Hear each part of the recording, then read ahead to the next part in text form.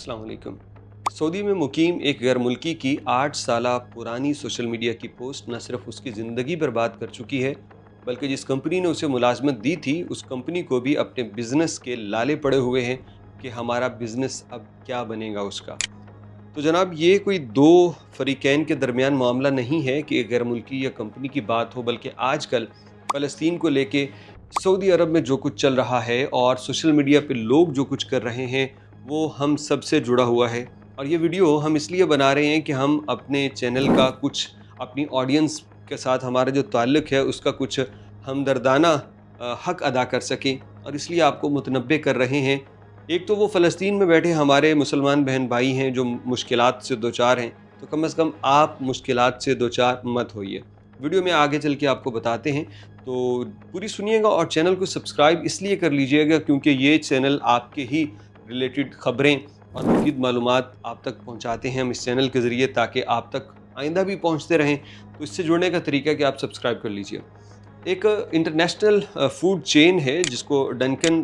Donuts बोला जाता है, डनकिन या डनकन, क्योंकि इसे अरेबिक में दानकन बोला जाता है। तो डनकिन डोनट्स जो है ये एक फूड चेन है जिसमें कॉफ़ी और डोनट्स वगैरह मिलते हैं। इसकी एक 8 साल पुरानी पोस्ट सामने आई है जो इसके एक इजिप्शियन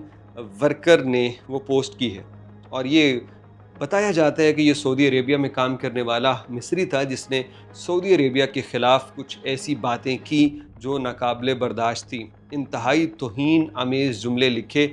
जिसके आज 8 साल बाद सामने आने के बाद सऊदी अवाम इस फूड चेन की मुकम्मल बाइकआउट मुहिम चलाए हुए है, और इस कंपनी को वजाहत देनी पड़ रही है बार बार कि वो एम्प्लॉय हमारा सऊदी अरब में नहीं था, हो सकता है किसी और मुल्क में हो, लेकिन हम उसकी बातों से इत्तफाक नहीं करते।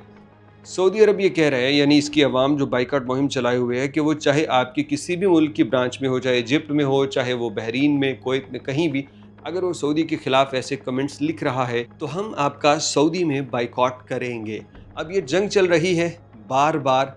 लोगों को ये आगाह किया जा रहा है कि हमारा ऐसी पोस्ट से कोई ताल्लुक़ नहीं, लोग उसको कारोबारी तौर पे नुकसान पहुंचाने की दर पे हैं। ये 8 साल पुरानी पोस्ट है। ये मामला हमने सिर्फ यहीं तक अर्ज़ करना था। इससे भी जो अहम है वो हमारी और आपकी ज़िंदगी है, जो सोशल मीडिया की वजह से इंतहाई ख़तरे में है, सऊदी अरब में रहते हुए या किसी भी ऐसे मुल्क में जहाँ के कवानीन सख्त हैं। पहली बात ये ज़हन में बिठा लीजिए कि हमें बिल्कुल आपके फ़लस्तीन के हक़ में बोलने पे कोई एतराज़ नहीं है, और फ़लस्तीन के लिए बोलना भी एक तरह से अगर आप हुदूद में रहते हुए बोलें तो आपके लिए कोई मुश्किल नहीं है, कहीं भी रहते हुए आप करें। लेकिन जब आप फ़लस्तीन के साथ दूसरों को भी टारगेट करेंगे, जैसा कि कतर में क्या हुआ चंद दिन पहले जब फ़लस्तीन के ऊपर बमबारी हो रही थी, ठीक उसी वक्त कतर फ़िज़ाइया इसराइली फ़िज़ाइया के साथ उनका कोई एक जॉइंट एक्सरसाइज एडवेंचर चल रहा था, यानी इसराइली और कतरी अफवाज मिल के कोई एक जंगी मशक़ें कर रहे थे। तो इस पे लोगों ने कतर के ख़िलाफ़ बहुत कुछ लिखा, और कुछ ऐसे लोग भी जो कतर के अंदर मुकीम थे उन्होंने लिखा, तो इसका खमियाजा उन्हें जेल और ट्रायल की सूरत भुगतना पड़ा कि अब उनके ऊपर केस बने हुए हैं और डिपोर्ट कर दिया जाएगा। बहुत से लोग ये कह रहे हैं, कभी इमाम काबा की कोई वीडियो चला देते हैं, कभी आले सऊद पे कोई पोस्ट बनी हुई मिलती है उसको शेयर कर रहे हैं या लाइक कर रहे हैं। अभी लाइक करने वाले प्रोपेगेंडे में शामिल हो रहे हैं, क्योंकि अगर आप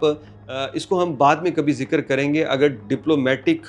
वॉर के अंदर देखें तो आज तक जो है वो सऊदी अरेबिया फ़लस्तीन के साथ खड़ा है, जिसको फ़लस्तीन भी एडमायर करता है। जंग की बात और है, हम जज्बात आते हैं, हमें लगता है कि जंग क्यों नहीं हो रही, फ़ौरन जंग हो जानी चाहिए, फ़ौरन जनाब हर चीज़ मिलिया मेट हो जाए, लेकिन ये जंगें इतनी आसान नहीं हैं। ख़ुद जो बड़ी बड़ी ताकतें हैं इस्लामी दुनिया की, उनके आप आगे से जाके देख लिए रिएक्शन क्या है, क्योंकि मामला मैं फिर कहता हूँ इसराइल से नहीं है, मामला अमेरिका से है, मामला बरतानिया से है, मामला बड़ी बड़ी मईशत की ताकतों से है। तो इसलिए तमाम मुल्क सिर्फ बयान तक ही रहते हैं। ये सारा कुछ हो गया,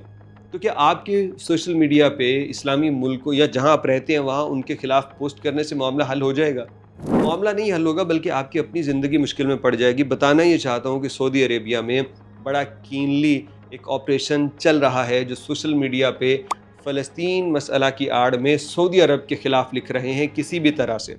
यानी वो हम आपको पता है किसी ऐसी पोस्ट पे जिसमें सऊदी अरब का मजाक उड़ाया जा रहा हो या सऊदी अरब पे तनकीद की जा रही हो फ़लस्तीन को लेके, اگر لوگ لائک بھی کر رہے ہیں نا تو اس کے اوپر بھی پکڑا جا رہا ہے۔ ایسے لوگ بھی محتاط رہیں جو سعودی عرب آنے سے پہلے اس قسم کی پوسٹیں شیئر کر چکے ہیں لیکن اکاؤنٹ ان کا ہے، تو ان کے اکاؤنٹ پہ پرانی ویڈیوز اور تصویروں کو اٹھا کے بھی ان کے خلاف ایکشن ہو سکتا ہے۔ میں پھر کہہ رہا ہوں، مجھے